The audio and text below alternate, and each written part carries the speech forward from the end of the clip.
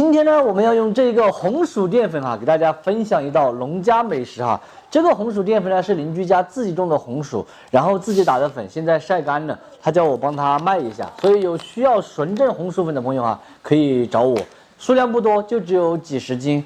平时咱们吃个滑肉或者是炸酥肉这些做丸子必备的这个粉的话就是真正的农家自产的纯红薯粉，白白净净的，很安逸我们先舀2勺。另取1碗打2个亚子生的鸡蛋，先给它打散，倒在刚才的红苕粉里面。咱们来落一个小时候吃的那个豆粉巴尔，用来炒回锅肉，安逸的很放几捆毛毛盐，再来少许的水，顺着一个方向不停的搅拌。现在的话太干了，再加一点水，水一定要少量多次的加，不要一次性给它加很多。最终的话调成这个粘稠度就可以了，一定不能太干了太干了落出来它是死板板的，口感一点都不好。锅里来一点菜籽油，先把锅炙一下，把锅炙好后，刚才调好的这个红薯淀粉的蛋液给它舀进去，薄一点厚一点这个就随个人了，厚薄都可以，厚有厚的口感，薄有薄的口感。这个瓢棍上面都还落了一个小的，因为我用瓢棍去舀的嘛。继续把这一点红苕粉给它落完就行了，再来切上几根蒜苗回去翘，香得不得了本地的红头香蒜苗。今年我们种的这个青菜有2窝好，这一窝起码都有10多斤，过段时间把它砍来泡或者是拿盐菜。回锅肉还是假巴意思再放一点肉，这个肉的话是我提前煮好的，切薄片，提前敷给它。蒜苗的话，脑壳轻轻的配一下，然后打斜刀切成这样子的马耳朵。这个确切的话就是老板把它扯来吃掉的豆粉巴尔来切成小块小块的，这种落得比较厚一点的，就当肉一样的，安逸得很。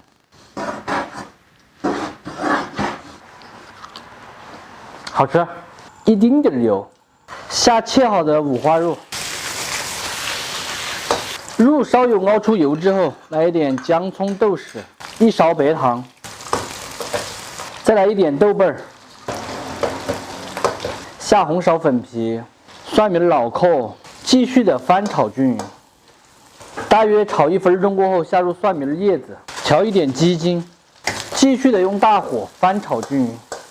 这样它基本上就可以关火出锅了，看起来就是食欲满满的哟，安逸得很咱们今天的苕皮回锅肉就算做好了红薯淀粉把它这样子做一下，味道真的是没得说，家常下饭的一道经典川菜。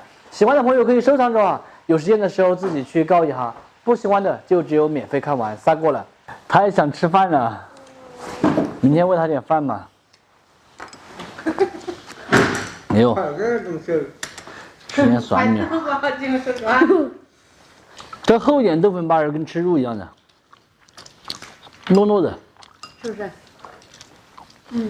这个家伙有了香肠的话就不想吃了，是吧？我还不吃。妈，我感觉外婆家那个豆腐很好吃呢。外婆家什么豆腐？什么豆腐？就是那个玻璃罐子里面那个。没豆腐吗？那可问一下你外婆今年弄没有没人叫她弄不起这个红苕粉还是拿煮酥肉、炸丸子、煮花肉。做香丸，有点安逸。好吃。我这边小吃。正儿八经纯正的红苕粉。弄起的时候我都闻到过好多那个红薯的味道最开始我以为这是肉呢。因为这是肉没事还不知道。不说还不知道没事还不知道，这个手出来就像肥肉。就是有感觉不像肉。这个拿来盛汤，我觉得都好吃。嗯。像这儿我要别的东西都觉得好吃。